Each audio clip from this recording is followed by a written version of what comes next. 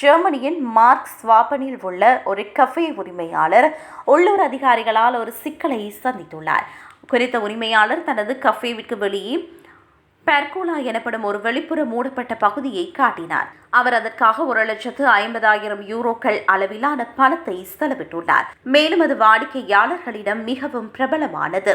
முதலில் அந்த வெளிப்புற இடத்தை பயன்படுத்த கஃபேவுக்கு அனுமதி வழங்கப்பட்டிருந்தது. ஆனால் சமீபத்தில் குறித்த ஒப்பந்தம் திடீரென நகர சபையினால் ரத்து செய்யப்பட்டது. இப்போது அந்த மூடப்பட்ட பகுதியை அகற்ற அல்லது மாற்ற வேண்டும் என்று நகர சபை கேட்டுக்கொண்டுள்ளது. இது உரிமையாளரை குழப்பத்திலும் வருத்தத்திலும் ஆழ்த்தியுள்ளது. இருப்பினும் இந்த முடிவு நியாயத்தின் அடிப்படையில் எடுக்கப்பட்டது என மேயர் வாலண்டினா டாம்ஸ் தெரிவித்தார்.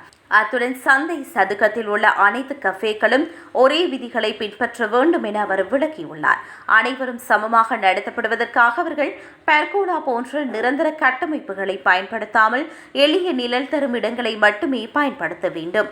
எனினும் இந்த முடிவை ஏற்க மறுத்துள்ள கஃபே உரிமையாளர் தனது கஃபே நகரத்தை மேம்படுத்துவதாகவும் மக்களை ஈர்ப்பதாகவும் தெரிவித்தார்.